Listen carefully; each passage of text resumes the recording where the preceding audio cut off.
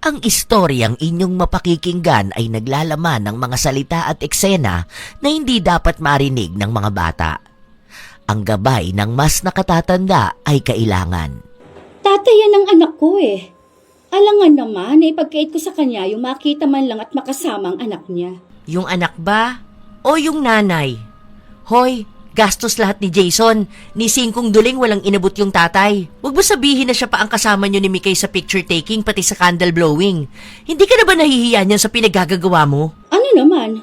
Sinabi ko na yan kay Jason. Ang sabi niya, okay lang naman daw sa kanya yon. Anong problema nun sa'yo? Kung sa asawa ko nga, payag siya. At naglakas ka pa ng loob na tanungin si Jason tungkol dyan? Yung kakilala ko nga, invited naman yung tatay dun sa birthday ng anak niya. Kahit na may asawa na yung babae. Ang tawag doon, pagiging matured. Depende yan ha. May mga naghihiwalay kasi na maayos. Pati yung parehas na magulang maayos din. Yung tatay nagsusustento ha. Be, nagsusustento. Hindi yung bibigyan mo pa ng pamasahe para lang maka-attend sa birthday ng anak. Grabe ka naman na yan. Sa lahat ng nakilala kong makapalang muka, ikaw ang winner. Woo! Kahit si Satanas, matatakot kang asawahin. Huwag mo na lang pakialaman. Basta okay kami ni Jason sa ganyang setup. Sus, baka hindi ka pa magpaawat niyan eh. Ibang pabaon ang ibibigay mo sa tatay ng anak mo. Wala nang ang pakinabang na tatay, nagpapakarat ka pa ng sobra. Mas malala ka pa sa pawok. Ewan ko sa trip mo sa buhay. Tinatarantado mo na lang lahat eh. Paano kung tinanggap na ng isang lalaki ang babaeng may anak na para siya ang tumayong ama sa bata? Pero habang ginagawa niyang buo ang pamilyang yun, niloloko naman siya ng babae. Ganun kasi ang dinaranas ni Jason. Ngunit sadyang walang pinatatahimik na makasalanan ang langit. Ano kaya ang kaparusahang nababagay para sa malandi na babae?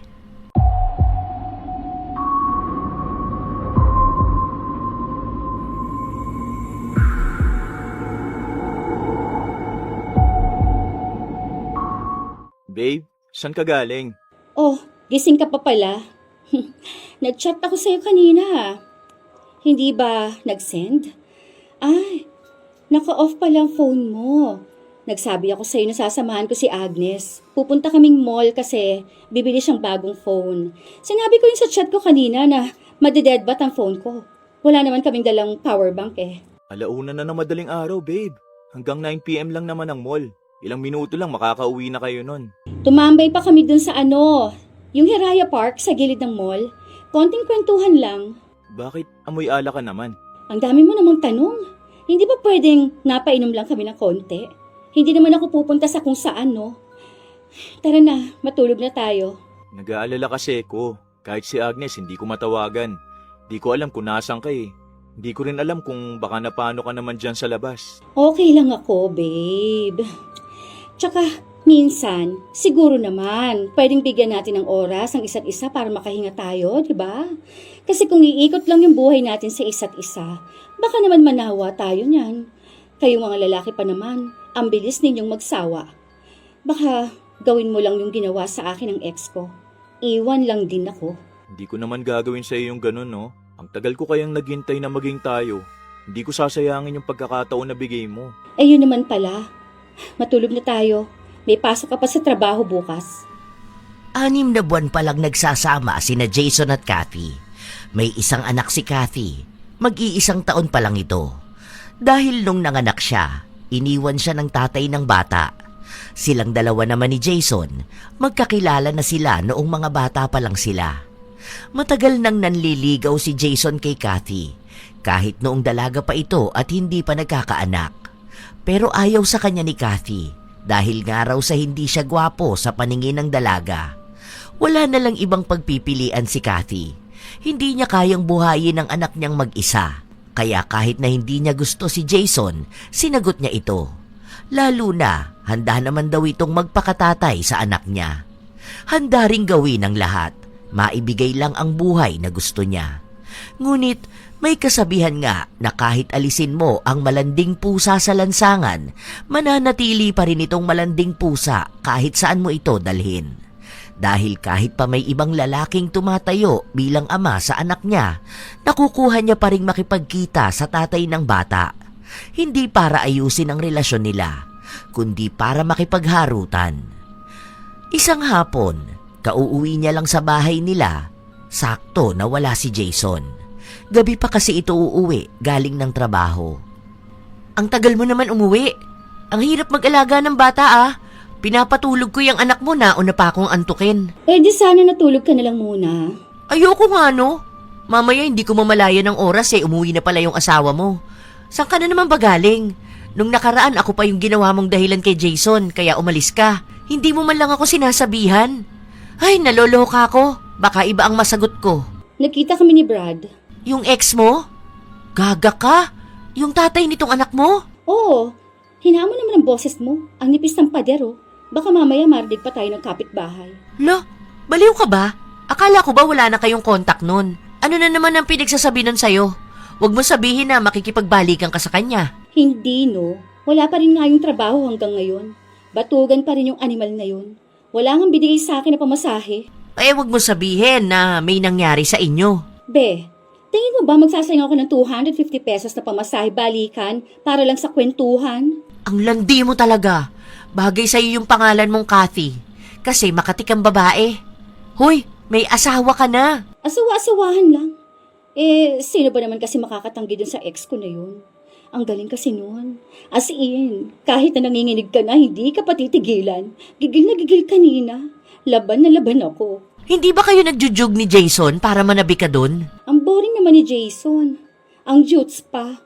Mga ganito lang oh. Nakatayo na yun ha.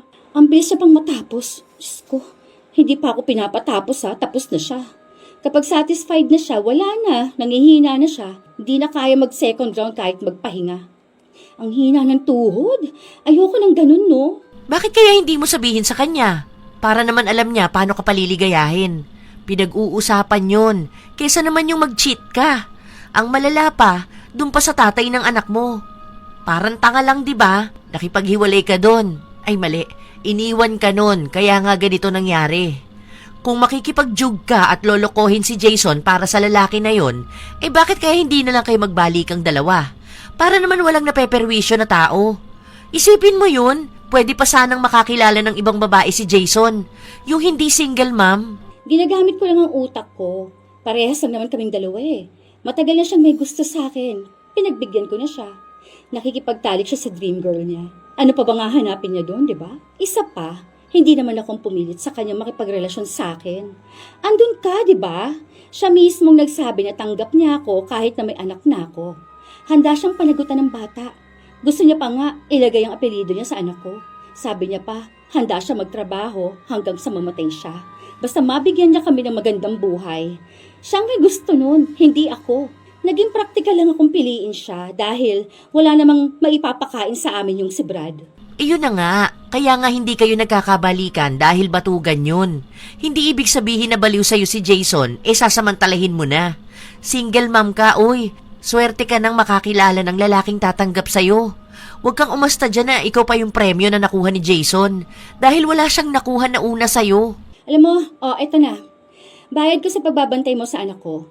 Dami mong sinasabi, kaya ka hindi kakajowa. O yan, hindi mo kasi ginagamit ng utak mo eh. Kaya laging ikaw ang nagmumukhang kawawa. Kaya laging ikaw ang niloloko. Alam mo, yung mga lalaki na yan, sa una lang yan magagaling. Kung hindi mo sila uunahan na manloko, ikaw ang lolokohin nila. Parang yan si Jason, sa una lang yan magaling. Okay na akong single mom na malandi kaysa naman single mom na nagpaako ng responsibilidad sa iba. Kapag single ka, kahit pa sa iba-ibang lalaki ka magpakarat, ayos lang. Eh basta single din, walang sabit. Nasasabi mo lang yan ngayon. Ewan ko lang kapag naging single mom ka na rin. Damay mo pa lahat ng single mom sa kakatihan mo. Akin na nga, aalis na ako. Kahit na alam na ni Agnes ang ginagawa ng kaibigan niya, ayaw niyang makialam. Mali na siya sa puntong yon dahil kahit na mabuti sa kanya si Jason, parang hindi niya kayang ilaglag ang ginagawa ng kanyang kaibigan. Dahil iniisip niya na baka mas lalong lumala si Kathy. Ang balak na lang niyang gawin, laging paalalahanan ng kaibigan niya na mahalin na lang si Jason para sa ikaaayos din ng buhay niya at ng anak niya. Pero sadyang matigas ang ulo ni Kathy. Marahil dahil na rin sa edad nito. Sa ilang linggo na lumipas, halos 3 beses na nakikipagkita si Kathy sa dati niyang nobyo para sa iisang dahilan: ang mailabas ang init ng kanyang katawan. Kapag natapos na siya kay Brad, kahit parehas na araw, pagbibigyan niya rin si Jason. Lagi siyang nagpapanggap na nasisiyahan siya. Kahit na ang totoo, ang bitin na hanap niya, kinukuha niya sa ibang lalaki. Tumagal yon ng ilang buwan, hanggang sa nalaman ni Jason na nag-uusap pa silang dalawa ni Brad. Hindi nga lang alam ni Jason na may nangyayari sa dalawa. Bakit wala kayong konvo? Nagbubura ka ba? Ano tong chat niya sa'yo na mamaya? Video call yan. Gusto niya makita yung anak namin. Bakit kailangan mo pang ipakita ang bata sa kanya? Malamang siyang tatay. Nandito na nga ako, di ba? Babe, wala lang yan, okay? Wala naman na rin kaming dalawa. Huwag mo sabihin, nagsiselos ka. Paano naman kasing hindi ako magsiselos? Hindi mo man lang sinasabi sa akin na may nangyayari na pala na ganito. Nag-uusap kayo tapos binubura mo pa yung chat niya. Tungkol lang naman sa bata ang usapan namin. Hindi ko na pinakita sa'yo dahil nga ganyan. Ayoko mag-overthink ka. Ayoko naman yung parang bababa ang tingin mo sa sarili mo. Iniiwasan lang naman kita na masaktan. Kahit na. Mas maiintindihan ko naman sana kung sinabi mo sa akin eh. Kaysa nagtatago ka ng ganito sa akin. Kung tungkol naman sa bata, sige. Wala naman ako magagawa kung gusto mo pa rin kilalanin ng anak mo yung tunay niyang ama. Nagagalit ka ba sa akin? O di sige, maghiwalay na lang tayo. Paraan nga dyan, kukunin ko mga gamit ng anak ko. Hindi naman ganito yung ibig kong sabihin. Minamasama mo ako eh. Parang gusto mong palabasin dito na nagloloko ako. May magagawa ba ako kung nagpupumilit siyang makita ang anak namin? Akala ko ba tanggap mo ko? Eh bakit parang minamanduhan mo ko kung anong gagawin ko para sa anak ko? Sige, isumbat mo na lang yung pinapakain mo sa amin. Para sa isang chat lang magkakaganyan ka na. Okay na, tanggap ko na minamaliit mo ko dahil sa single mom ako. Tama nga sila. Sa una lang yan sinasabi mong tanggap mo ko. Lalabas din ang tunay mong ugali na ayaw mo sa nakaraan ko. Bakit? May magagawa pa ba ako doon na ibang tatay ng anak ko, ha? Sorry na, babe. Huwag mo kong iiwan, please. Bitiwan mo ako. Aalis na lang ako. Sana maging masaya ka na sa buhay mo. Maghanap ka na lang ng walang anak para hindi ganito. Parang ako pang may kasalanan dito. Samantalang ikaw naman yung nanggulo at nangulit sa akin. Sorry na, babe. Pasensya ka na sa akin. Hindi ko lang napigilan ang magselos eh. Mahal na mahal kita ang anak mo. Anak natin. Tanggap ko kayong dalawa. Ayan ka na naman eh. Dinadala mo na naman ako sa mga salita mo. Kapag nag-aaway naman tayo, ipapamukha mo na naman na ang daming kulang sa akin. Hindi ko na inuulitin, please. Huwag niyo lang ako iiwan. Kayong pamilya ko. Please, ayusin natin to. Iniyakan lang ni Kathy ang binata at awang-awa na agad ito sa kanya. Kahit itanong sa ibang tao, hindi talaga nila alam kung paano nangyaring baliw na baliw si Jason sa dalaga. Kahit pa ang dami na nitong naririnig na babaeng kalye si Kathy at naanakan pa ng lalaking tambay. Walang sagot sa mga tanong na yon dahil ang alam lang ni Jason, yon ang isinisigaw ng kanyang puso. Hanggat nasa kanya si Kathy, pagbubutihan niya ang lahat para lang hindi siya iwan nito. Kay Kathy niya lang nakikita ang isang masaya at buong pamilya. Sinabi niya rin na kung hindi si Kathy, hindi na lang siya magmamahal ng ibang babae. Kaya malakas ang loob ni Kathy na lokohin siya dahil pinapakita niyang sinasamba niya ito. Isang araw, walang pasok sa trabaho si Jason. Bumisita sa bahay nila si Agnes. Hello! Hindi na ako nagsabi na bibisita ako ha. Wala ka palang pasok ngayon, Jason? Oo nga pala, eto cassava cake. Uy, salamat dito. Timpla lang ako ng kape. Wait lang, punta lang ako sa kusina. Anong ginagawa mo rito? Wow, hanip pa. Buhay prinsesa yarn. Nakataas pa ang paa mo dyan. Nanonood ka pa. Yung si Jason day off na nga ngayon. Mukhang siya pa yung naglaba. Kaya na niya yan. Konti lang namang lalabahan niya eh. Ibang klase ka talaga, no? Ano bang pinagawa mong ritual sa kanya? Kanino ka lumapit? Mukhang effective ang gayuma. Loko, hindi ko yan ginayuma no. Sadyang dream girl niya lang ako kaya ganyan yan. Sabi ko nga sa'yo eh, kapag mas mahal ka ng lalaki, magiging Diyos ka niya. Kaya humanap ka ng lalaki na mas mahal ka. Hindi yung ikaw yung mas baliw na baliw. Bakit hindi mo na lang siya mahalin? Bihira lang ang lalaki na ganyan, no? Niloloko mo pa? Ay sige, lakasan mo pa.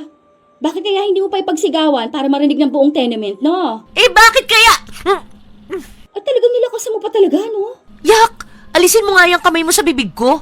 Kung saan-saan mo yan hinahawak. Oh, ito na yung kape. Bakit? Anong pinag-uusapan nyo? Sumisigaw na tong si Agnes? Wala naman. Nagkukwento lang ako sa kanya. Salamat pala dito, pre. Ayoko niyan. Ibili mo ako ng milk tea dyan kina Ate Luz. Yun ang gusto ko. Nakatimpla na nga, oh. Okay na yan. Mas masarap naman yung kape partner dyan sa cassava cake. Ayoko nga niyan. Ano ka ba? Tatapon ko yan. Teka, bibili ako. Napataas na lang ang kilay ni Agnes habang nakikita niyang halos madapa na si Jason sa pagtakbo para lang makabili ng hinihingi ni Kathy. Hoy, grabe ka naman. Tinimplahan ka na nga ng kape, ganun pa sasabihin mo? Utos ka ng utos sa tao. Malamang, sino namang uutusan ko? Tsaka gagawin niya rin naman. Ayaw niyang magagalit ako sa kanya eh. Naiinis nga ako. Gusto ko makipagkita kay Brad. Alam mo, tigilan mo na yang si Brad. Kapag nahuli ka niya ni Jason, naku, yari ka. Sino naman nagsabi na mayayari ako? Kahit naman malaman yan, hindi naman yan makikipaghiwalay sa akin, no? Mahal na mahal ako niyan eh. Alam niya kasi na wala nang ibang babae na papatol sa kanya. Hindi na nga siya kagwapuhan eh. Hindi rin siya mayaman. At hindi rin siya magaling sa kama. Hindi rin malaki. Wala yan. Patapon na lalaki yan. Hoy, hindi siya patapon, no? Masipag naman siya. May paninindigan. Sadyang tanga lang siyang pumili ng babae. Kung di siya nagayuma, wala lang siyang taste. Hoy, mas lalo naman yan, no? Ang dami nagkakagusto sa akin. Baka kamo maraming gustong tumikim. Iba kasi yung gusto kang makasama sa kama. Iba naman yung handang manindigan sa'yo. Maraming ang may gusto sa'yo at nag-aabang. Ang tanong, handa ba silang maging instant stepdad? Ang mga lalaki nga na may mga anak gusto magpakabinata eh. Paano pa kaya yung mga binata talaga? Fantasy ka lang ng iba. Hindi ka talaga kagusto-gusto kagaya niyang ginagawa ni Jason. Parehas lang yon. Kaya pa rin akong tanggapin ng ibang lalaki. Ang daming lalaki dyan, no? Ang ganda ko kaya. Ang bata ko pa. Pero, miss ko na talaga si Brad eh. Wala kang pasok bukas, di ba? O ano, iiwan mo na naman sa akin ang anak mo? Sige na, 3 hours lang naman eh. Ibang klase ka talagang babae ka? Bagay talaga sa'yo ang Kathy, Makati. Dapat lumipat ka na lang ng Makati eh. Ang magiging tawag na sa'yo niyan, Kathy Makati in Makati. Oh, bagay! Kinabukasan nga ay umalis si Kathy. Halos kalahating oras ang biyahe papunta sa bahay ni Brad, pero wala lang yon kay Kathy. Ang mahalaga ay makadayo siya para makuha ang gusto niya. Nagdala pa nga siya ng pagkain dahil sinabi sa kanya ni Brad na hindi pa ito kumakain. Ayaw naman ng dalaga na walang lakas ang dating kasintahan. Ikaw ha, mas lalo kang gumagaling ha? May bago ka na naman diyang nalaman. Ginawa mo na naman sa akin. Kala ko tuloy, malulumpo na ako eh. Kahit mahapdi na, hindi ka pa nagpapaawat. Sinabi naman sa kanya ni Brad na yun naman ang gusto niya. Kaya nga binabalik-balikan siya nito kahit na may iba na siyang kinakasama. Inuuto siya ng dating kasintahan nang hihingi kasi ito ng pera sa kanya para lang may pambili siya ng bigas at pang-ulam hanggang sa susunod na araw. Nagbigay naman si Kathy ng 1,000 dahil bagong sahod si Jason at hawak niya ang lahat ng pera nito. Hindi na nga nagbibigay ng sustento ang tunay na ama ng anak niya, nagawa niya pang bigyan nito ng pera. Kapalit lang ng pakikipagtalik sa kanya. Sinasabi niya nga na ayos lang yon, may pinagsamahan naman sila ni Brad. Kung may nangyayari man sa kanila, normal na yon dahil hindi naman daw mabubuo ang anak nila kung hindi nila ginawa yun noon. Kaysa naman daw sa ibang lalaki siya magpagalaw, doon na sa pamilyar sa kanya. Hindi niya yun nakikita bilang panloloko. Hindi naman daw siya makikipagbalikan dito. Kaya lang sila may koneksyon dahil sa tawag ng laman. Bilang isang babae na sanay magtago, hindi siya nahuhuli ni Jason. Hanggang sa isang gabi. Babe, umalis ka ba kanina? Mga bandang tanghali, ganon? After lunch? Ha? Hindi naman, bakit? Aalis ako ang init-init sa labas ng ganong oras. May nagsabi kasi sa akin na sumakay ka raw ng jeep papuntang San Nicolas pero sa tulay ka bumaba. Hindi ko alam kung saan yun eh. Pero bago mag San Nicolas. Sino namang nagsabi sa'yo nun? Maghapon kami nandito ni Mikay. Natulog nga lang kami, no? Alam mo, ini-issue na naman ako ng mga kakilala mo eh. Gumagawa na naman sila ng kwento. Ano namang gagawin ko sa San Nicolas? O sa kung saan mang tulay na binabaan ko? Hindi naman doon nakatira si Mama. Wala rin akong kamag-anak doon. Ay, meron si Tito Gilbert. Pero ano namang gagawin ko sa bahay nila, no? Nagulat nga ako pag sabi sa akin eh. Hindi mo naman daw kasama si Mikay. Nakasuot ka nga raw ng parang tube lang na red. Eksena sila. May tube akong red dyan. Yung suot ko nung nakaraan. Nalabahan mo yon, di ba? Pero kahit tingnan mo sa labahan, wala doon. Baka kahawig mo lang. Yun naman sinabi ko eh. Normal naman sa tao na sa unang tingin akala mo siya. Yun pala, kahawig lang. Ang sabihin mo kamo, baka may naninira na naman sa akin. Baka isa na naman yan sa pamilya mo, ha? Kilala ko na yung mga yan. Tuwing tahimik tayong dalawa, mag-iimbento sila ng kwento para masira tayo. Inaayos ko naman pakikitungo sa kanila. Silang may problema eh. May mga saya din kasi ang pamilya mo. Si ate nagsabi, nagpunta raw sila sa San Nicolas eh. Nakasabay ka nila. Kaso doon ka raw sa banda pinto nakaupo. Hindi ka agad nila napansin. Hindi ka na rin nila tinawag. Kita mo na. Ate mo na naman na chismosa. Lahat dun talaga issue, no? Paano niya ako makikita? Di ba malhabong mata nun? Hindi naman siya nagsusuot ng salamin. Baka mamaya kahulma ko lang ako na agad. Sana tinawag niya para nagkaalaman. Nang papahamak pa siya ng taong nananahimik sa bahay lang. Pagsabihan mo yung ate mo ha, baka ako mag-chat dyan, aawayin ko talaga yan. Sinabi ko naman sa kanya na hindi ka umaalis ng bahay. Kung umaalis ka man, nagsasabi ka. Hindi rin naman dun bahay ni Agnes eh. Diba? Kung aalis ako, alam mo yan eh. Ano naman gagawin ko? Iiwan ko si Mikay dito sa bahay? Ipapahama ko pang anak ko? Kausapin mo yung ate mo. Kuha na naman yung pikon ko. Inunahan na agad ni Kathy ng galit ang usapan nila para hindi na magtanong pa si Jason. Alam kasi nito na kapag sinundan pa ng tanong, mag-aaway na naman silang dalawa. Ayaw kasi ng pamilya ni Jason sa kanya. Laging sinasabi na kaya lang naman daw siya pumatol kay Jason dahil walang ibang magpapalamon sa kanya at sa anak niya. Ganon kasasakit ang mga salitang binibitiwan ng pamilya ni Jason, kaya lagi rin silang inaaway ng dalaga. Dahil nga baliw na baliw sa kanya ang kinakasama, siya ang kinakampihan. Kahit pamilya pa yun ni Jason, siya ang laging pinagtatanggol. Handa ang binata na patunayan sa ibang tao na tama lang ang pinipili niyang mahalin. Ilang araw pa ang lumipas, nagiging bingi si Jason sa mga bulungan ng mga tao sa paligid niya. May mga balita kasing nakakarating sa kanya na lumalabas si Kathy. May mga nakakakita rin na may kinakatagpo itong ibang lalaki. Gaya na lamang na nahagip ng kamera ang kasama ni Kathy. Mabuti na lang, malabo yun at hindi halata kung sino. Sino nag-send sa'yo niyan? Kakapal talaga ng mga mukha ng mga taong yan. Ano na naman bang paninira yan, ha? Nagtanong lang sa akin yung tao, ganyan na sila magbigay ng mali siya? Tsaka, luma na yan, oh. Ang tagal na yan. Baka nga kuha yan, hindi pa tayo nagsasama. Ang sabi mo, pinsan mo yan. Anong nagtatanong saka anong luma na? Naguguluhan na ako sa sinasabi mo, babe. Ano ba talagang totoo? Hindi mo iniintindi ang sinasabi ko? Ano ka ba naman? Wala akong sinabi na pinsan ko yan. Ang sinasabi ko, luma na yan. Mukha naman nagtatanong lang yung lalaki dyan. Ayan oo, paalis na nga siya eh. Hindi ko na nga maalala din yan. Kaso gamit mo yung bag na to. Regalo ko sa iyo yan nung birthday mo. Kawig kasi. Bagong gawa lang ba yung bag na yon? Ha? Sige nga. Yung wala pa akong anak, ang dami kong bag. Yung iba nga pinamigay ko na eh. Para namang hindi mo alam yun. Nung high school tayo, hindi mo ba pansin na paiba-ibang gamit kong bag? Hindi tumatagal ng 1 linggo, ibang bag na ang gamit ko. Ano pa nung nagdalaga ako? Ang dami rin nagre-regalo sa akin ng bag. Magkakamukha na yung iba dyan. Ang sabihin mo, ano ba talagang intensyon ng taong nagpadala niyan sa'yo? Nang gigigil ako ha, ang aga-aga. Ewan ko rin. Hayaan mo na. Sino ba kasi nag-send yan? Sabihin mo, susugurin ko ngayon, sasampal-sampalin ko talaga yan. Baka mamaya niyan siya pa palang may kabit, umiiwas ng sa sarili niyang baho. Hindi pwede sa akin ang hayaan lang ha, dahil mamimihasa yan na siraan ako. Dapat makita nila kung sinong kinakalaban nila. Hindi ako magpapatalo. Huwag na, babe. Hayaan na natin, okay na yun. Hindi rin naman ako naniniwala sa kanila. Mukha ngang edited. Huwag ka na magalit. Masama yan sa puso. Ang lakas manira ng mga yan eh. Ano bang inaano nila? Bakit ba inggit na inggit sila sa akin? Gusto nila ako yung maraming issue? Ganun na ba ako ganda at takot na takot silang malamangan ko sila? Nakakagalit talaga mga inggiterang tao na yan. Nananahimik naman ako dito sa bahay. Maayos naman akong asawa. Bakit naman ganyan sila? Kailangan gumawa pa sila kung ano-anong kwento na gusto nilang paniwalaan mo. Habang pinapakalma ni Jason ang asawa, dumating naman si Agnes.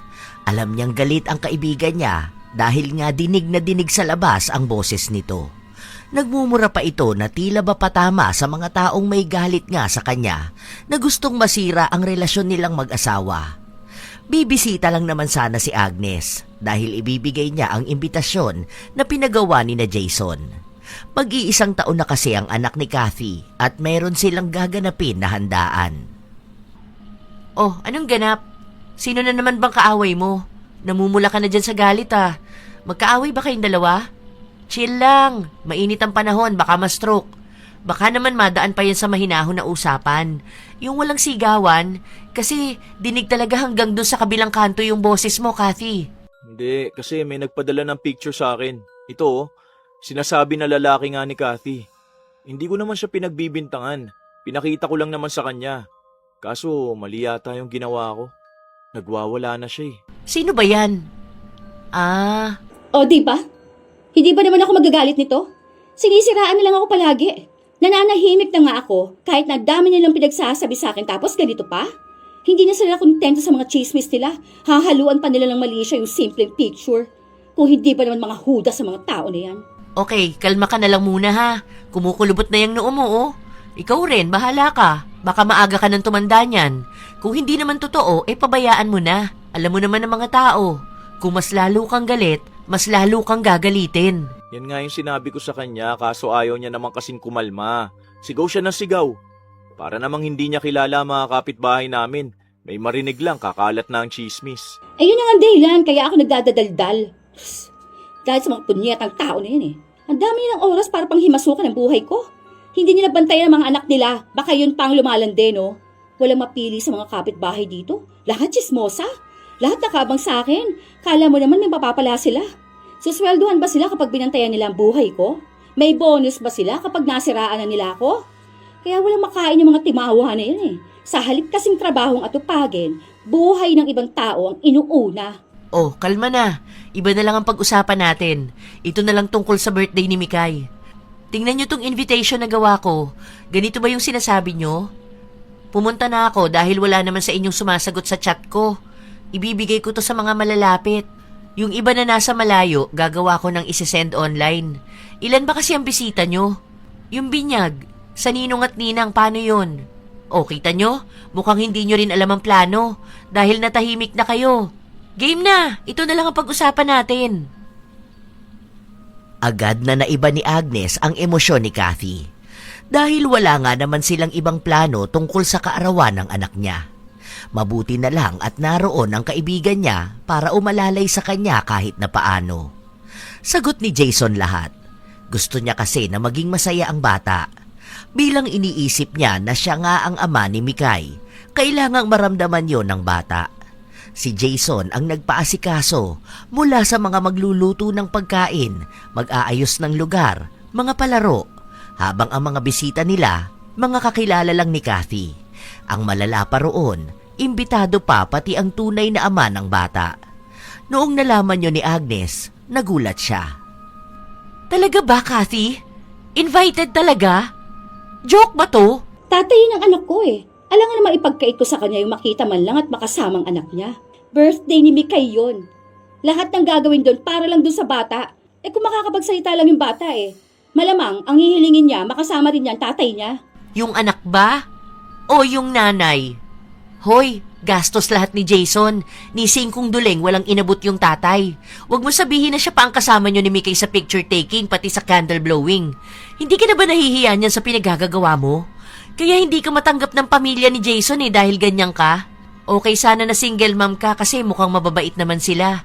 Kaso nakikita nila mga galawan mo marumi.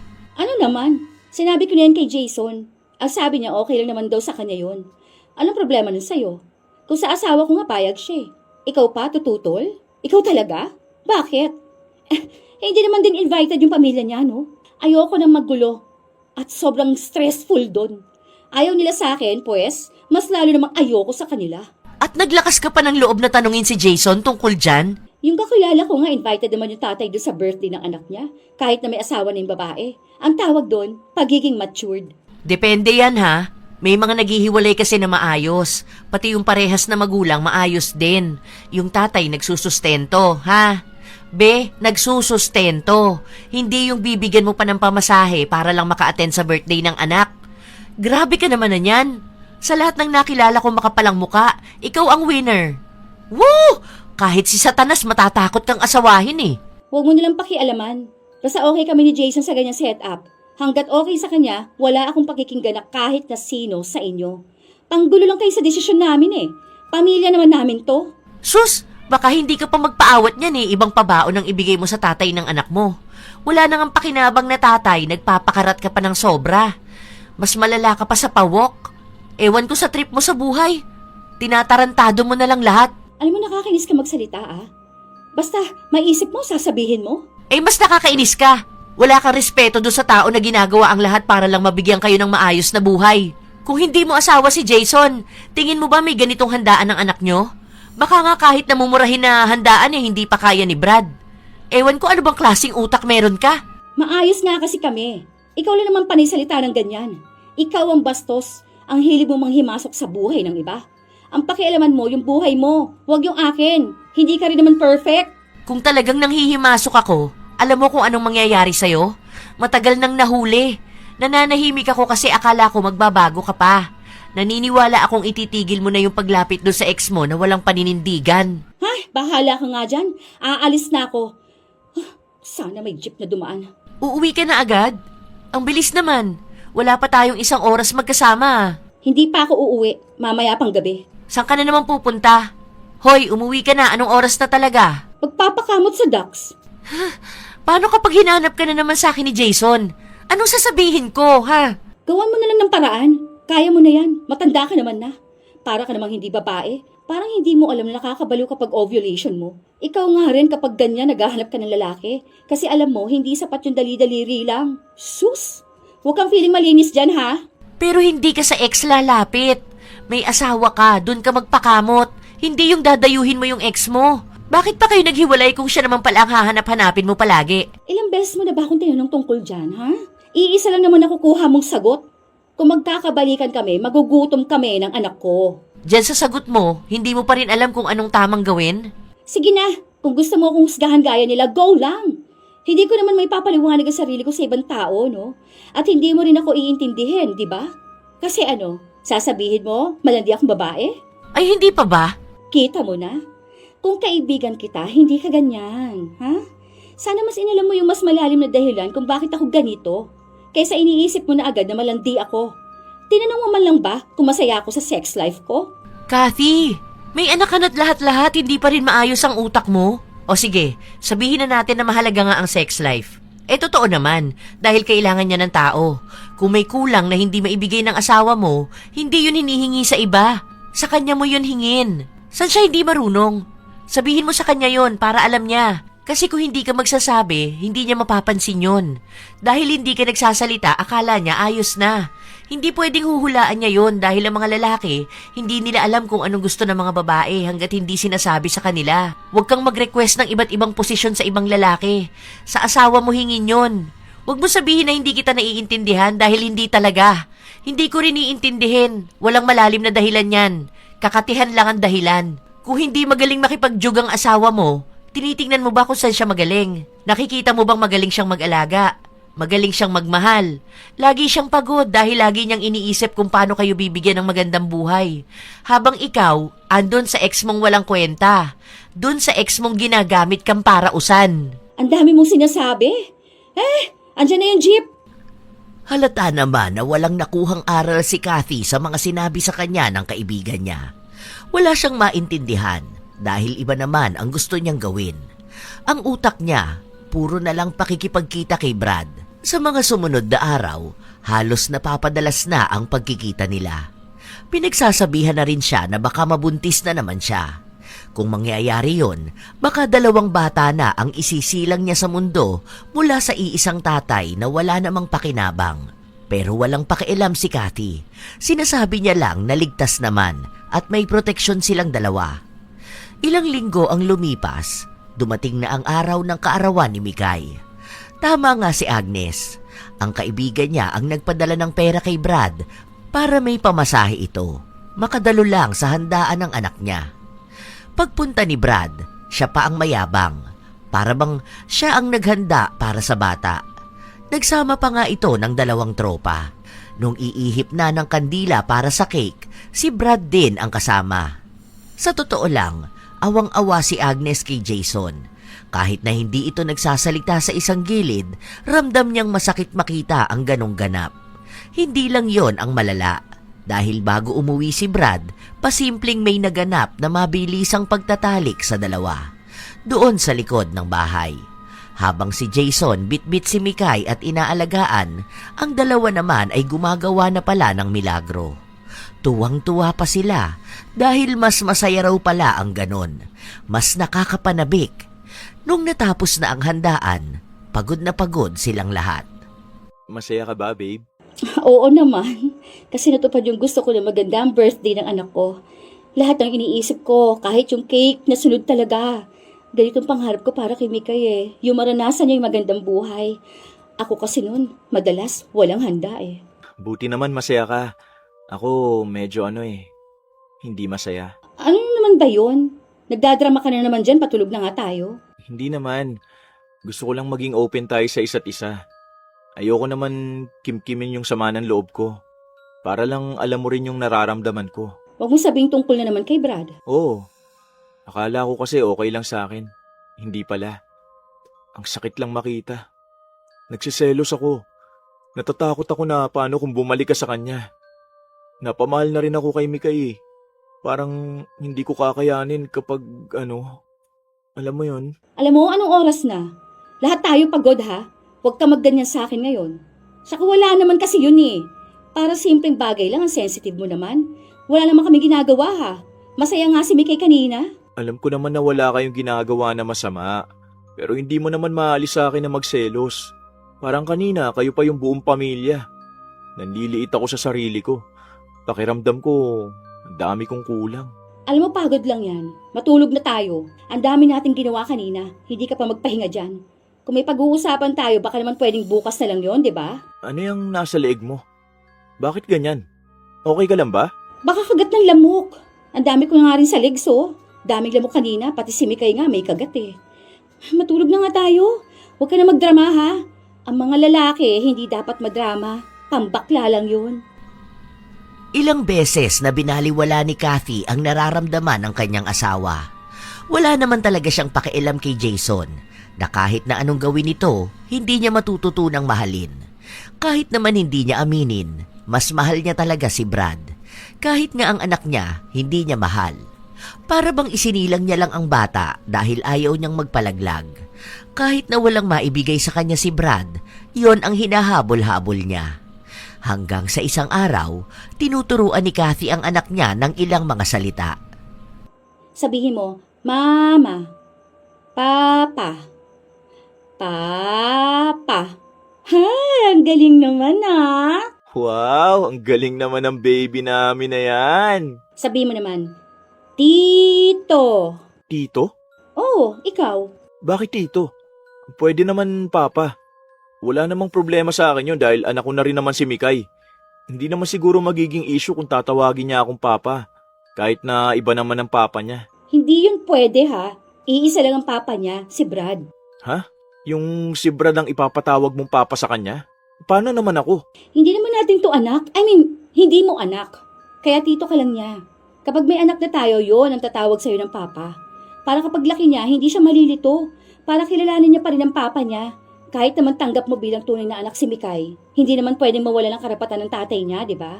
Yung tunay niyang papa. Bakit? May problema ka ba doon? Wala naman. Akala ko kasi ipapatawag mo akong papa eh. Pwede namang tatay na lang para hindi nakakalito sa bata. Kaso tatay na ipapatawag ko sa lolo niya eh. Ganun ba? Sige, okay lang. Hayaan mo, babe. Kapag may anak na tayo, ang ipapatawag ko sa'yo, Daddy. Pero matagal pa yun. Gusto ko sundan si Mikay kapag 10 years old na siya. Ang tagal naman. 33 years old na tayo nun, babe. Mahihirapan ka na nun magkaanak. Ilang taon pa lang ang anak natin, matanda na tayo. Baka kinder pa lang yun, mapagkamala na akong lolo niya. Hindi yan. Yung iba nga nagkakanak ng 40 years old, no? Ayoko pa kasi magkaanak ulit ngayon. Ang hirap kaya mga anak. Gusto ko nga sana na isa lang maging anak ko eh. Parang okay na rin naman sa'yo yun, di ba? Kasi nga, anak naman ang turing mo kay Mikay, di ba? Ganun ba? Gusto ko rin kasing magkaroon ng anak eh. Pero kung yan ang desisyon mo, okay na rin. Rerespetuhin ko yon. Alam ko naman talaga na delikado rin mga anak. Basta masaya tayo magkakasama. Palalaki na lang natin ng sabay si Mikay. Ay, oo nga pala, babe. Di ba anak namin ni Brad si Mikay? Kunwari lang ha, na gusto makita at makasama ni Brad ang anak namin. Siguro naman hindi ka magagalit kung sakali mo na makikita kami para sa bata. O kung pupunta rito si Brad para makasama ang anak namin. Alam ko naman na yung ganyang setup. Salamat, babe. Ay, lagi mo akong inuunawaan, oh. Hay, sabagay. Ganito naman kasi talaga dapat. Co-parenting yata ang tawag doon, diba? Hindi ko rin naman kasi pwedeng ipagkait kay Brad ang karapatan niya bilang ama. Paraan lang yon ni Kathy para kung sakali man na magkikita sila ng dating kasintahan, walang magiging problema. Ang gagawin na lang niya, isasama niya ang anak nila. Gagamitin niya si Mikay bilang paraan para makapanlalaki siya nang hindi nahuhuli ni Jason. Hindi na nga niya pinalampas ang pagkakataon. Nagpaalam siya kay Jason na pupunta siya sa bahay ng ama ni Mikay dahil hinahanap raw ng bata. Kahit na ang totoo, mas kinikilala pa ng bata si Jason na ama niya. Kapag kasama nito si Brad, umiiyak pa nga ang bata. Kapag magkasama silang dalawa, pinapatulog nila sa kabilang kwarto ang bata at gagawa naman sila ng milagro sa kabila. Sa mga sumunod na buwan, palaging ganon. Kung hindi sa bahay ni Brad, doon naman sa bahay ni Jason. Lalo na kapag wala ito. Gaya na lang nung isang araw. Kakain ka ba? Luto ako, gusto mo? Sige, teka lang ha. Pritong baboy ba gusto mo? Pwede naman. May coke din ata rito, oh. Sige, nood ka na lang muna dyan, akong bahala sa'yo. Wala naman si Jason eh. Hindi naman yun uuwi ngayon. Ewan ko anong pagkain nun. Meron naman siguro din sa karinderya na pwede niyang pagbilhan. Bahala siya. Basta tayo, masarap ang ulam. Inasikaso ni Kathy si Brad. Hindi na tuloy mawari kung paanong ang una niyang kinakasama ang nagiging kabit niya. Ang lumalabas tuloy, naglalaro lang sila ng bahay-bahayan. Nagtatrabaho si Jason, hindi lang para sa mag-ina na tinanggap niya, kundi sa buong pamilya na. Kasama na ang lalaki. Noong araw din na yon, bumisita si Agnes sa bahay ng kaibigan niya. Nagulat na lang siya noong naroon si Brad. Nakahubad sa pang-itaas at gutom na kumakain. Wow, ayos ah. Minamasahe pa na para bang huwara na asawa. Pagod na pagod ka ba? Ang balita ko wala kang trabaho ah. Yung taong kumakayod para sa pamilya nito andun. Walang nagmamasahe. Mukhang nagtitipid pa ng pagkain.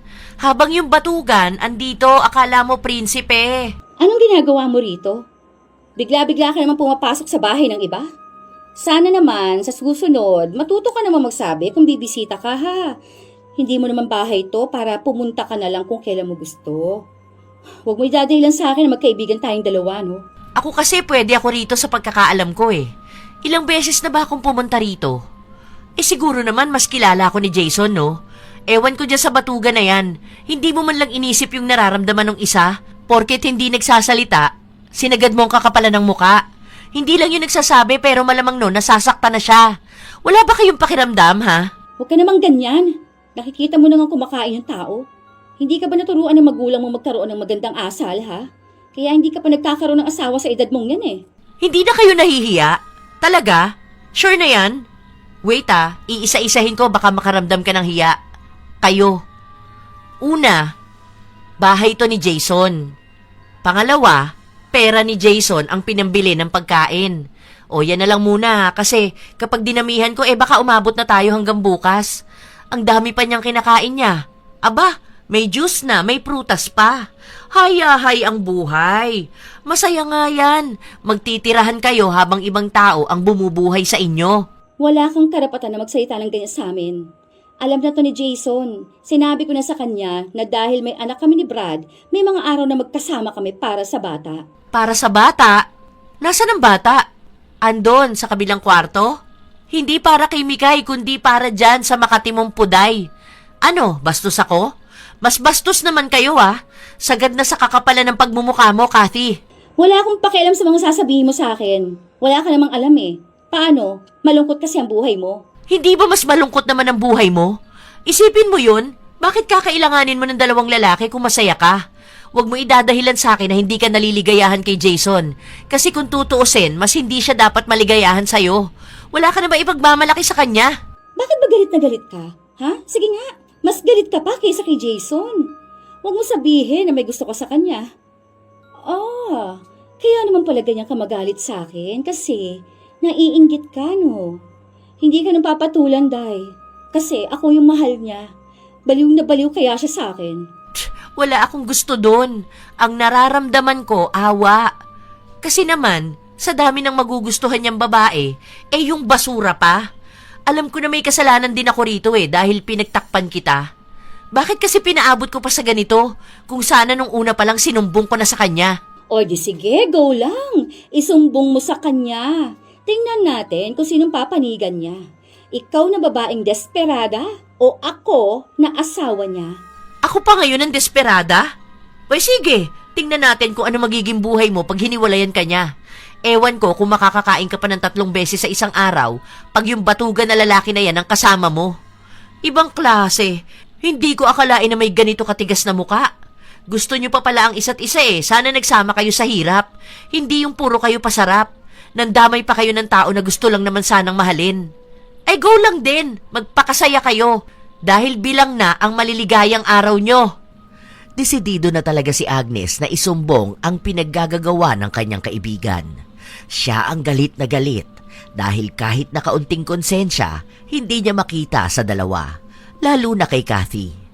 Kaya nung gabi na yon, pinuntahan niya si Jason sa trabaho nito. Naghintay siya hanggang sa makalabas para lang personal niyang makausap. Nung kaharap na niya si Jason, hindi na niya alam kung paano magsasalita. Awang-awa na siya, lalo na nakikita niya ang klase ng pagod na hindi basta mawawala ng tulog lang. Alam niyang may pinagdaraanan si Jason, hindi lang nito masabi sa iba. Halata naman yon dahil hindi nagsisinungaling ang mga mata. Kung wala ka namang sasabihin, siguro uuwi na lang ako. Gusto ko lang mag-sorry sa'yo. Ano bang nagawa mo? Wala akong maalala. Meron ako nagawa. Malaking pagkakamali. Hindi ko alam kung paano ko sasabihin pero... Sorry. Kinonsinti ko rin kasi. May magagawa ba ako? Mahal na mahal ko siya Hindi ko alam kung ano mangyayari sa akin kapag nawala siya. Hindi ko makita yung sarili kong wala siya. Mas lalong hindi ko maisip na nasa iba siya. Hindi naman ikaw ang may kasalanan Ako rin naman. Nagbulag-bulagan ako. Kahit na alam ko na, iniisip kong lilipas din yun. Na baka kailangan niya lang ng panahon at pagmamahal ko para ako naman yung piliin. Pero hindi ka pipiliin kahit na anong gawin mo. Kahit ibigay mo na yung higit sa kaya mo. Ginagamit ka lang niya. Siguro kung yun ang paraan para manatili siya sa akin, magpapagamit ako. Pero hindi yan pagmamahal, Jason. Deserve mong mahalin ng kung paano ka rin magmahal. Kinakawawa mo yung sarili mo Ang dapat mong gawin sa kanya, ipaubaya mo siya. Doon niya lang malalaman kung anong nawala sa kanya pag wala na talagang may pakialam sa kanya. Paano nga? Hindi ko nga alam kung anong gagawin ko. Mababaliw ako. Kaya kong kumapit sa kanya kahit hindi niya ako mahal. Hindi ko maiiwas ang sarili ko sa kanya. Anong gagawin ko? Madaling sabihin na umalis ako pero ang hirap nun panindigan. Hindi kasi yung ganun-ganun lang Kahit pamurahin mo ko, kahit pa ang dami mong payo na sabihin sa akin, hindi ko naman yung tatanggapin. Dahil ang pakikinggan ko, yung sarili ko. Alam ko na yung sagot. Alam ko yung dapat gawin. Pero ayoko. Kasi kapag pinili ko yung tama para sa akin, sobrang sakit nun. Tutulungan kita. Basta gugustuhin mo lang yung gagawin ko. Hindi ko alam kung ano yan pero bahala ka na. Hindi ko alam. Wala na akong alam gawin kundi tanggapin siya kahit na niloloko niya ako Tanga na akong tanga. Pero wala Ramdam na ramdam ang hinanakit na hindi mailabas ni Jason. Matagal na niyang alam ang relasyon ng dalawa. Nakikita niya minsan si Kathy na kasama si Brad. May mga nagsasabi na rin sa kanya. Merong mga malilinaw na litrato. Pero sa halip na sabihin yon kay Kathy, binubura na lang niya para hindi niya na rin isipin. Kaya mas lalo niyang binubuhos ang pagmamahal kay Kathy dahil akala niya yon ang kulang. Na baka siya naman ang piliin, pero halos araw-araw niyang tinatanong ang sarili niya kung anong meron kay Brad na hindi niya mapalitan. Mahal niya lang siguro talaga si Kathy, kaya kahit na magmukha na siyang tanga, handa siyang maghintay ng matagal. Mahalin lang siya. Ilang araw pa ang tiniis ni Jason, basta wag lang mawala ang babaeng pinakamamahal niya. Isang araw, nagising siya na may naririnig na harutan sa labas ng kwarto. Uy, ano ka ba? Huwag naman dyan, nakikiliti ako. Brad, ano ba? Ikaw naman talaga. Ay, ang kulit naman. Uy, huwag tayong maggulo, baka biglang magising si Jason. Huwag ka maingay dyan. Ay, ang tikas naman ng ulo. Ang kulit mo talaga. Naluluha na lang si Jason. May kung anong masakit sa kanyang dibdib pero hindi naman siya naiiyak. Tiniis niya yon. Hinayaan niya ang sarili niyang magpanggap na natutulog sa loob ng kwarto habang katabi niya ang anak ng dalawa. Sa ilan pang mga araw na lumipas, parang mas lalong kumakapal ang mukha ng mga manloloko. Hindi lang si Kathy, kundi pati na rin si Brad. Akala niya bahay na niya ang bahay ni Jason. Minsan ang yabang niya pa. Umaasta na wari ba'y may malaki siyang nagiging ambag. Isang araw, hindi na napigilan ni Jason ang sarili niya. Nagtanong na siya sa asawa niya. Hindi mo ba talaga kayang iwan si Brad? Hindi mo ba kayang bigyan naman ako ng chance? Ano yun naman bang pinagsasabi mo? Huwag na tayo magpanggap dito. Gusto kong maging malinaw na lahat sa atin. Ewan ko sa'yo. Gumagawa ka na naman ng pag-aawayan natin, ha? Kala ko pa naman lalabas tayo ngayon dahil ang sabi mo, bibilan mo ng bagong damit si Mikay. Ay, wag na. Hindi na tayo aalis. Puwisit naman talaga, oh. Huwag mong pangunahan ng galit. Hindi naman ako galit makipag-usap sa'yo eh. Hindi na. Nabagtrip na ako eh. Tabi nga dyan. Parang harang ka. Maghiwalay na nga lang tayo. Ganyan ba yung gusto mong mangyari sa tuwing mag-uusap tayo tungkol sa atin? Nang tungkol sa inyo ni Brad? Kasi ako gusto ko lang naman malaman kung ano ba ako sa buhay mo. Ang arte mo naman. Kala mo naman kawalan ka kung maghihiwalay tayo. Aalis na kami ni Mikay. Bahala ka na sa buhay mo. Kung yan ang gusto mo, sige na. Umalis ka na. Ah, ngayon nagmamatigas ka na? Matapang ka na, ha? Sige, kung ito talaga ang gusto mo. Aalis talaga kami ni Mikay. Maghiwalay na tayo. Walang magmamahal sa'yo, no? Hindi ka na makakakita ng ibang babae na gaya ko. Ano? Hindi mo ako pipigilan? Ikaw naman ang may gustong umalis, hindi ba? Kaya kung yun ang desisyon mo, sige lang. Gusto lang naman kita makausap, aangilan mo ako. Eh paano ba naman kasi hindi ako magagalit sa'yo? Eh kung makapagtanong ka, akala mo naman. Ay, siguro nagpapauto ka dun sa kaibigan ko, no? Eh gusto lang naman no na masira tayong dalawa. Ah, alam ko na. Kaya siguro may lakas ka ng loob na makipaghiwalay sa akin. Dahil may namamagitan na sa inyong dalawa. Ano? Tama ako, no? Sabi ko na nga, be. Mga walang hiya kayo! Walang kinalaman dito si Agnes. Ang usapan na to sa ating tatlo ni na Brad. Kaya wag mong idama yung pangalan ng taong nananahimik na. O ayan, ipinagtatanggol mo pa talaga siya. Isa lang ang ibig sabihin yan. Siya na yung gusto mo. Wag mong ibayin ang usapan. Hindi ibang tao yung dahilan. Gusto kong malaman kung ano ba tayo. Papipiliin kita. Si Brad o ako. Baliw ka ba? Malamang mahihirapan akong pumili dahil kailangan ko kayong dalawa. I mean, si Brad kailangan siya ng anak namin. Huwag ka naman maging selfish, no? Huwag mo naman ipagkait sa anak kong makilala niyang ama niya. Ang anak mo ba? Baka naman wag kong ipagkait sa'yo ang lalaki na yon. Hindi ko kailangan ng paliwanag mo. Ang tinatanong ko kung si Brad o ako. Alam mo, walang saysay itong usapan na to. Aalis na talaga kami. Hindi kumibo si Jason. Nakatingin lang siya kay Kathy habang ilang beses nitong sinabi na aalis na talaga sila ni Mikay. Noong una, naghihintay pa si Kathy na pigilan siya pero walang ginagawa si Jason. Kaya kahit na wala naman siyang balak na umalis, lumaya sila. Wala siyang mapuntahan kaya dun muna siya sa bahay ng dati niyang kasintahan tumuloy. Puwisit yun ah. Dati nagmamakaawa siya sa akin para lang wag ko siyang iwan. Ngayon hinayaan talaga akong umalis. Ayos. Akala niya ba magmamakaawa ako sa kanya? Nek niya. Manigas siya mag-isa dun. Bahala siya. Oo, okay lang. Hahabuli naman niya ako sa susunod mo. Papansin kasi yung Agnes na yan eh. Napaka-inggitera. Sinabi na lang ni Brad na ayos lang daw yon dahil matagal silang magkakasama. Hindi niya kailangang umuwi sa asawa niya. Kaya kahit na buong magdamag pa silang magromansahan, walang pipigil sa kanila. 3 araw ang inabot, hindi pa rin siya hinahanap ni Jason. Noong mga unang araw, masaya pa siya dahil kahit na maghapon o magdamag nilang gawin yun ni Brad, ay ayos lang. Pero sa pangatlong araw, nag-aalala na siya.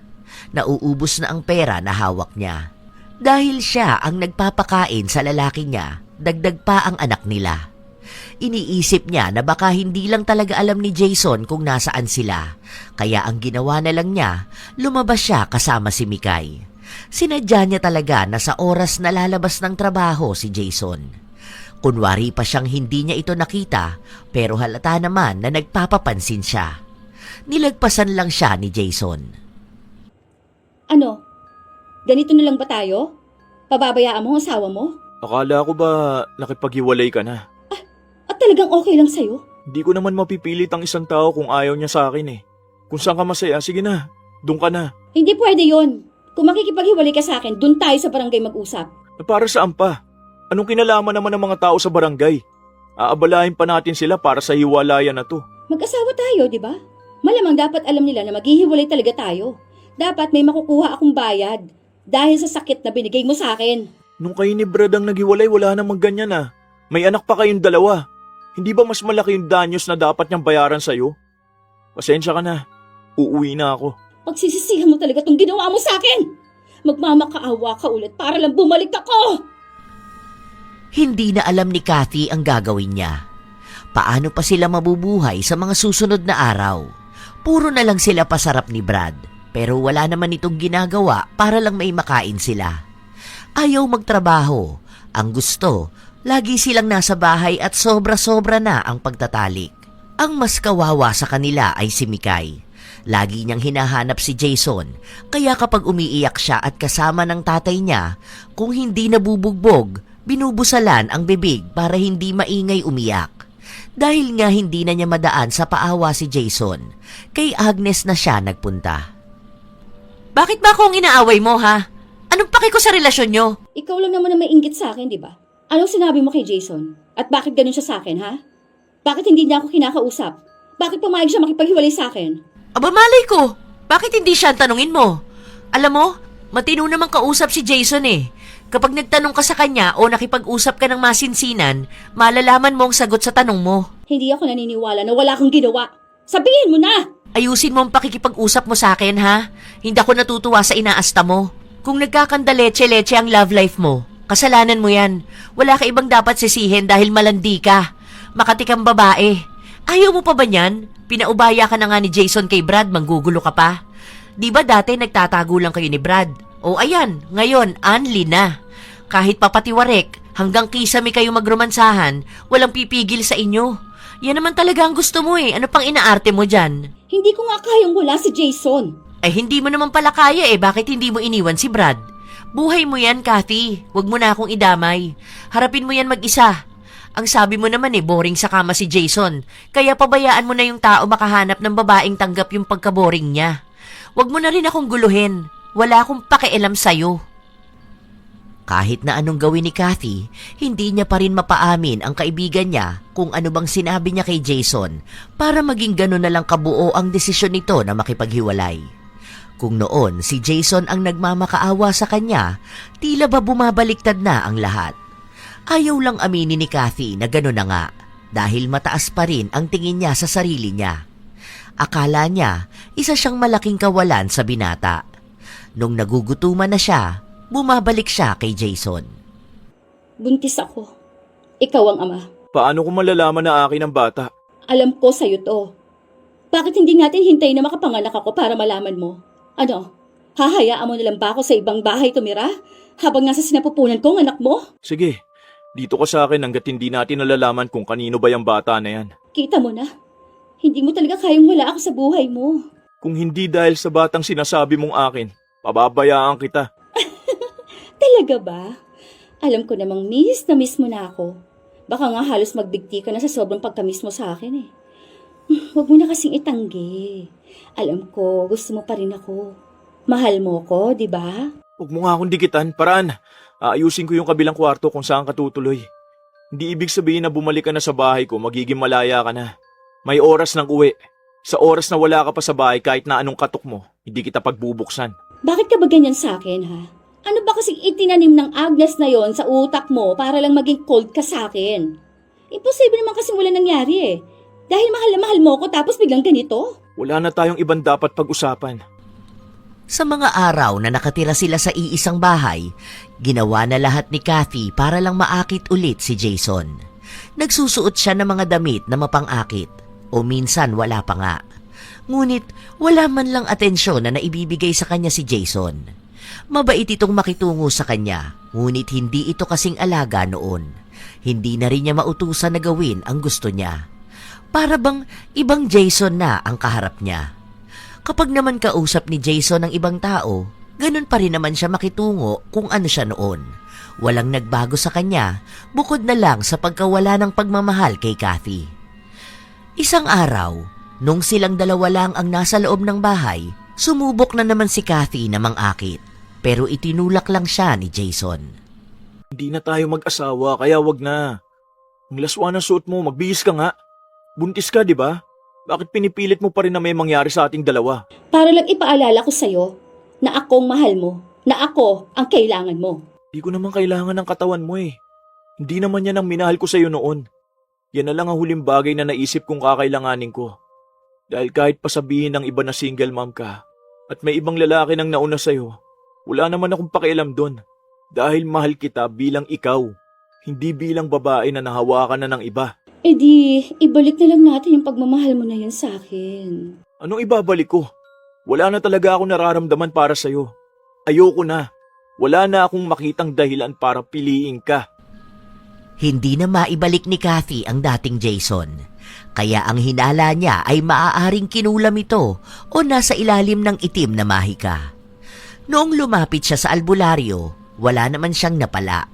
Hindi naman siya nabigyan ng linaw kung talaga nga bang nasa ilalim ng mahika si Jason.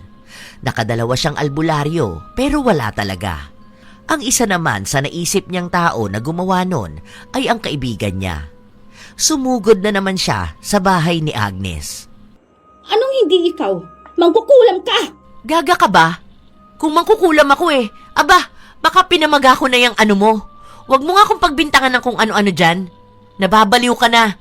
Paghihinalaan mo pa akong mangkukulam. Kung marunong lang akong magritual, alam mo, ikaw talaga ang uunahin ko, hindi si Jason. Eh sa ating dalawa, ikaw lang naman yung mahilig sa mga mahika na yan, no?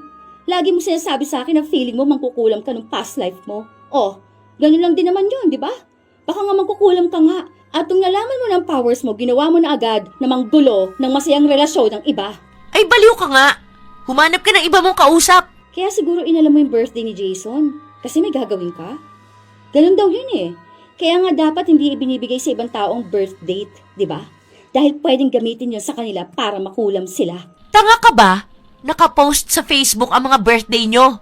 Kung nakulam man siya, baka hindi ako ang may gawa. Ayos ka rin eh, no? Kapag talaga nalaman kong ikaw ang may pakana kaya ganito siya sa akin, mananagot ka talaga. Ipapasunog kita! Be, mauuna ka pang masunog sa impyerno. Maghanap ka rin ng maraming albularyo para naman magamot siya. Ayaw nga sabihin ng albularyo. Hindi nila alam kung ano nangyayari. Baka sobrang lakas ng powers mo. Hindi nga ako yun.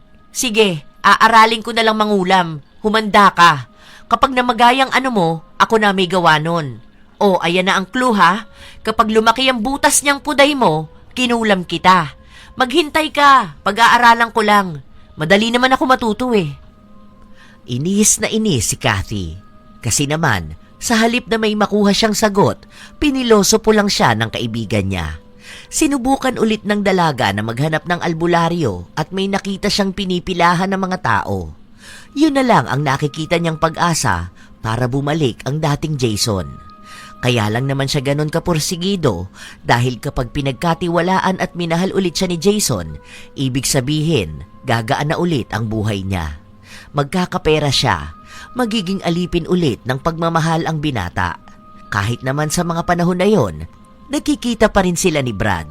Hindi niya talaga maiwan-iwan ang lalaki na yon. kahit na sinasabi niya na gusto niyang maayos ang relasyon nila ni Jason. Sabi ko na nga ba kinukulam si Jason, kaya siya ganun ka-cold sa akin. Sino po ba? Malalaman po ba natin? Kulamin niyo po. Bawian niyo siya dahil masama siyang tao. Naninira siya ng masamang relasyon. Gusto talaga ni Kathy na balikan ng kulam ang gumawa nun kay Jason, pero mas malala raw sana ang ibalik. Tumanggi ang albularyo dahil mukha raw mas masama pa siya kaysa sa nagpakulam. Binigyan lang siya ng ilang paraan kung paano niya maaalis ang kulam kay Jason. Tuwang-tuwa siya dahil akala niya matatapos na ang paghihirap niya sa paghahabol sa binata. Pero mali siya. Kahit na anong sunod niya sa sinabi sa kanya, wala na talaga. Umabot pa sa punto na gusto niyang manggayuma. Wala lang siyang malapitan. Hanggang sa isang araw, kinausap siya ni Jason. Akala niya bumalik na ang lalaking baliw na baliw sa kanya. Hanggang bukas ka na lang dito. Mga hapon siguro, umalis na kayo. Ha? Bakit? Ano na namang nangyayari sa'yo?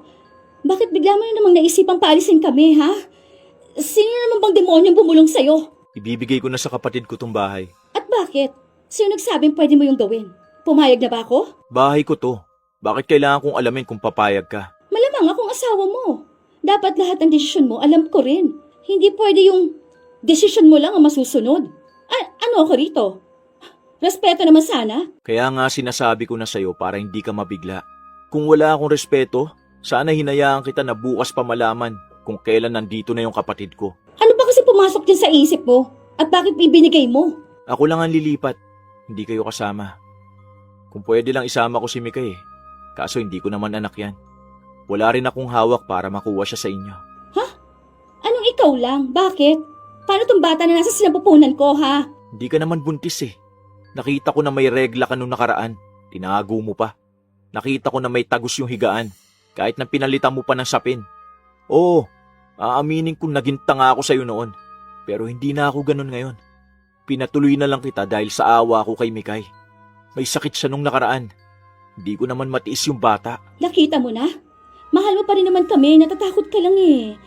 Magsimula na lang ulit tayo. Hayaan natin ang sinasabi ng iba. Ang mahalaga lang naman dito, dapat mahal mo ko. Pasensya ka na. Hindi mo kami iiwan kasi yun ang pangako mo sa akin, di ba? Kaya sige na, ikaw na ang pipiliin ko kung yun ang gusto mong marinig. Basta maging maayos lang tayo. Kahit pa lumayo tayo, mahal mo naman ang anak ko. Kaya ikaw nang kikilalanin niyang ama kung yan ang gusto mo. Kung yun ang gusto ko?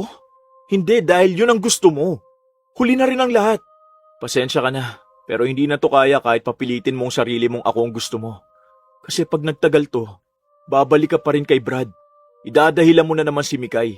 Wala na naman akong magagawa dahil karapatan ka mo yun ng bata.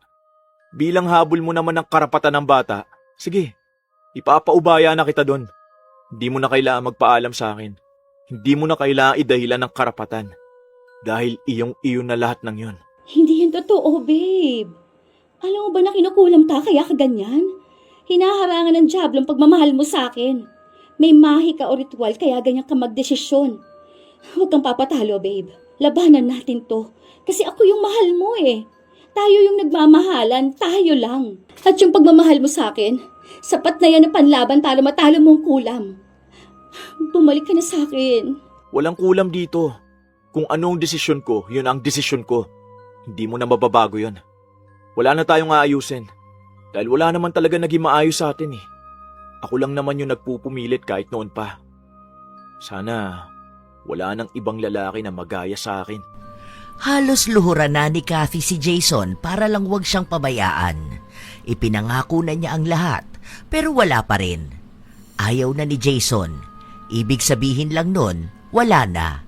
Kahit na anong pagmamahal sa kanya noon ng binata, sa oras na bumitaw na ito, wala nang bawian pa. Natuloy ang pag-alis ni Jason. Hindi naman ng ibang bansa o ibang lugar.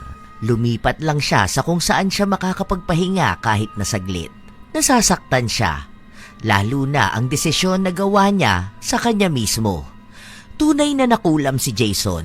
Isang klase ng ritual na nagpawala ng pagmamahal niya kay Kathy. Pero nung pinaalbularyo siya ng dalaga, nawala ang kulam na yun. Sa pagkakataon na yun, Doon na rin niya napagtanto na hindi na nga tama ang pagmamahal niya para kay Kathy. Bigla niyang napagtanto na kung tutuloy pa sila, mawawala na siya ng tuluyan sa sarili niya. Isang buwan siyang nagpahinga. Walang kinausap bukod sa pamilya niya. Wala siyang balita kay Kathy.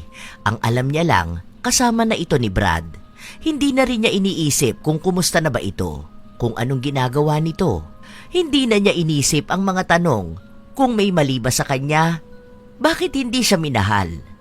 Ang tanging napagtanto niya lang, kahit na anong ibigay mong sobra sa iba, kapag hindi ikaw ang hanap, kailanman ay hindi ka pipiliin.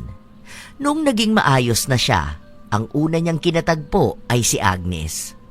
Buti naman okay ka na. Sorry ulit ha. Ako pa yung nagsabi sa mama mo na ipakulam ka. Ang dami kong kasalanan sa'yo. Wala na kasi akong ibang maisip eh. Saka natatakot ako. Kaya sa mama mo na lang. Para at least, sakali man, alam mo yun, play safe lang naman ako. Ano ka ba? Wala na yun. Okay na yun. Parang naging epektibo naman siya. Pero alam mo kung anong mas naging maganda doon? Nung nawala yung kulam, para na rin ako nagising. Sobrang sakit nga lang talaga. Ay, salamat na lang tumino ka na ulit. Sana huwag ka na magpakatanga. Huwag ka matroma magmahal. Medyo ano lang talaga yung love life eh, magulo. Pero kapag nakapili ka naman ng matino, masaya na. Huwag ka lang sana maging babaero. Kumusta na sila? Yung ex mo? Sure ka ba na gusto mong malaman? Oo, last na balita na lang. Ay, ayun. Magkasama silang tatlo. Nagugutom. Alam mo, hindi naman ako naaawa dun kay Kathy kasi deserve niya yun. Ang naaawa ako kay Mikay. Ay, alam mo ba, nung umalis ka, hinahanap ka lagi nung bata. Kaso, laging pinagagalitan ng tatay kasi nga maingay. Mainitin ang ulo ni Brad eh. Magaling lang yun bumira ng babae. Iniisip ko nga na ampunin si Mikay kaso ayaw naman ni Kathy. Wala pa rin pakinabang yung lalaki. Palamunin pa rin. Batugan. Ang nagtatrabaho ngayon si Kathy. Kasi kapag hindi siya kumilos, mamamatay talaga sila sa gutom. Baliw pa rin siya doon sa lalaki na yon kahit walang kwenta. Baka ganun talaga yung pagmamahal niya eh. Ang weird nga. Isipin mo yun, hindi niya minahal yung lalaki na handa siyang buhayin habang baliw siya sa lalaking siya ang bubuhay. Ay nako, hayaan mo na. Bayad karma na rin yun. Salamat ah. Mas lalo kong nakita na tama ang desisyon ko. Aba oo naman no, tama talaga. Ngayon lang yan malungkot, masakit at nakakaiyak. Kapag naka-move on ka na at nag-heal ka na, magiging masaya ka na ulit. Habang ikaw nagiging maayos, yung tao na iniwan mo na gumawa ng mali sa'yo, kahit anong pilit hindi na aahon. Hindi naman siya nagbabago eh, kaya nga hindi na rin kami magkaibigang dalawa. Ayoko na rin ng ugnayan sa kanya. Basta, ingat ka na lang sa susunod mong journey ha. Sana, makita mo na yung para sa'yo. Yun na rin ang huling beses na nagkausap sila. Kahit hanggang sa taong kasalukuyan, kahit na balita tungkol kay Jason, walang alam si Agnes. Ang alam niya lang, masaya na si Jason at hiling na sana ay nakita na nito ang babaeng para sa kanya. Si Agnes naman may asawa na. Bagong kasal lang. Wala na rin silang ugnayan ng kaibigan niya. May mga balita naman siyang nasasagap, lalo na kapag may tao na kusang nagsasabi sa kanya nito. Buntis na naman daw si Kathy at iniwan na naman siya ni Brad. Umalis daw yon, sumama sa ibang babae. Ngayon, dalawa na ang bubuhayin ni Kathy na siya lang mag-isa. Wala na siyang maaasahan dahil wala naman siyang asawa. May bago nga itong kinakasama, ngunit malas naman siya. Nambubugbog yon, sugarol at tamad din. Wala na siyang ibang nahanap na lalaking kagaya ni Jason. May mga tao talaga na walang pagpapahalaga sa mga nagmamahal sa kanila. Kahit pa tinanggap sila ng buong buo at ni minsan ay hindi pinaramdam na may mali o kulang sa kanila. Madalas, ang mga taong hindi marunong makontento ang siyang unang nanloloko. Akala nila ay palaging may mas higit pa sa taong nasa tabi nila. Kaya habang may isang taong tahimik na nagsasakripisyo para mapasaya sila, sila naman ay abala sa paghahanap ng panandaliang saya sa iba. Walang relasyon ang magiging sapat kung ang isang tao ay hindi marunong maging tapat at makontento. Kaya kung biniyayaan ka na ng taong handang manatili sa tabi mo sa hirap at ginhawa, piliin mo siyang ingatan kaysa lokohin. Sapagkat ang tamang tao ay bihira lang dumating sa buhay. Kapag nawala siya dahil sa sarili mong mga desisyon, maaaring dumating ang araw na pagsisisihan mo ang lahat. Pero wala nang pagkakataong maibalik pa ang pagmamahal na minsan ay ibinigay niya ng buong puso. Tandaan na huwag mong hintayin na iba na ang magpahalaga sa taong minahal ka ng totoo.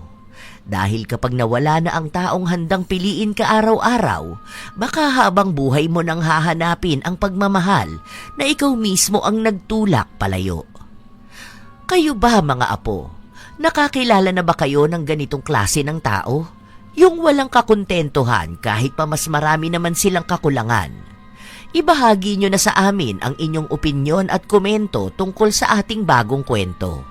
Naway may hatid itong magandang aral sa inyo upang mas lalong pahalagahan ang mga taong pinipili kayong tanggapin sa kabila ng maraming pagkukulang. Dahil sa mundong puno ng manloloko, maging tapat at kontento. Ito ang inyong Lola Telang at maraming salamat sa palagi ninyong pakikinig mga mahal ko.